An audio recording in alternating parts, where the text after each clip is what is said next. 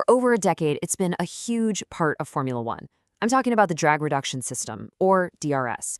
You've heard the debates, you've seen the controversy, but its time is just about up. So let's break down exactly why F1 is closing the book on DRS and what the future of overtaking is actually going to look like.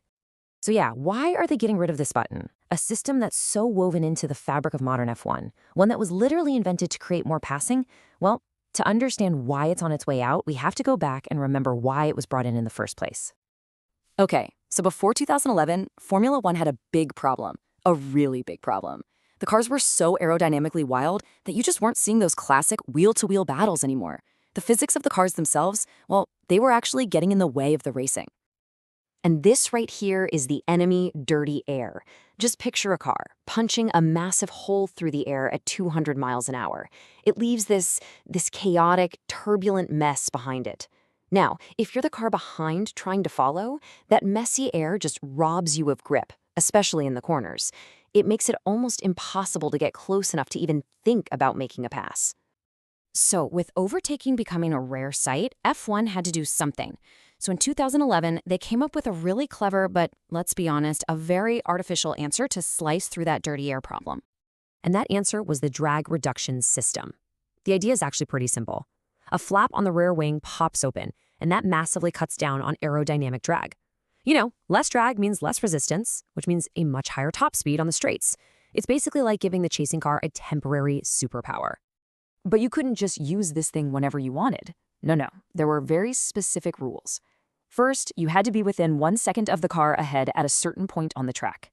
Then, when you got to a designated DRS zone, usually a long straight, you could finally hit the button, open the flap, and get that speed boost to fly by. And this quote just nails it. Right from the very beginning, everyone kind of knew DRS was just a band-aid. It was a temporary fix, not a real cure for the root problem. You see, it didn't make the cars easier to follow through corners, it just gave the car behind an artificial leg up in a very specific place. And that really gets to the heart of the debate, doesn't it? On one hand, you have the dream of pure organic racing, these incredible battles that come from driver skill and brilliant strategy. And on the other, you've got DRS-assisted racing, which, let's face it, sometimes felt a little too predictable. The move was less about racecraft and more about just being in the right zone to push a button. But F1 technology never stands still. With these incredible hybrid engines and way more advanced aero, the thinking started to change. The sport finally decided it was time to rip that Band-Aid off for good and jump into a brand new era. And the magic year for all this change? 2026. A massive, massive regulation shift is coming, and it's going to fundamentally change the game of how these cars race each other. And the biggest headline of them all? It's simple. It's dramatic. The drag reduction system, as we have known it for all these years, is gone. Completely gone from Formula One. So if DRS is out, what's in? Instead of just one system, F1 is giving drivers a whole new integrated toolkit. It combines two really key technologies, active aerodynamics and a super powerful new hybrid boost. Okay, first part of the puzzle is active aero. And this is a huge deal. For the first time, both the front and the rear wings will be movable. Drivers can switch between two modes. You've got Z mode for the corners, which gives you maximum grip and downforce. And then you've got X mode for the straights, which is a new low drag setting for ultimate speed. Think of X mode as the new drag reduction tool, but with one massive difference. And this is the absolute key. Remember how DRS was only for the car behind? Well, with this new system, every single car on the track can switch into the low drag X mode on the straights. It completely levels the aerodynamic playing field. So you're probably asking, well, if everyone has low drag mode, how is anyone supposed to overtake? Great question. The advantage is going to come from the new hybrid system. It's called manual override mode, or MOM. The 2026 engines have a much more powerful electrical punch, and drivers can unleash a huge burst of that energy to attack. This is the new overtake button. So, the whole new philosophy is to combine these two systems.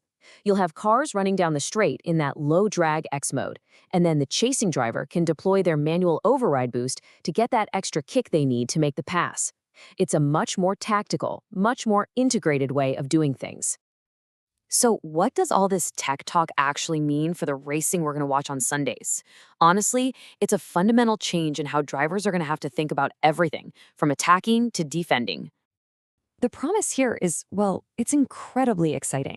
We could see more natural, more flexible overtakes. The focus shifts back to pure driver skill and racecraft.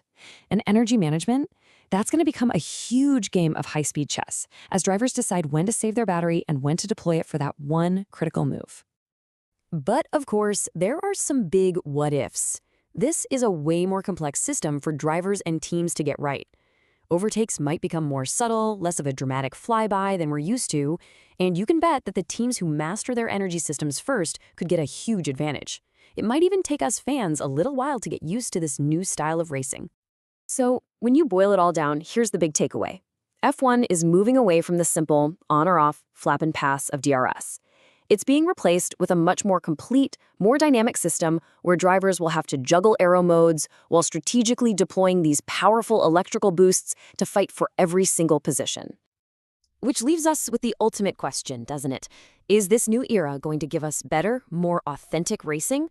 Or is Formula One just trading one kind of artificial aid for another, more complicated one? I guess we're all going to have to wait until 2026 to find out for sure.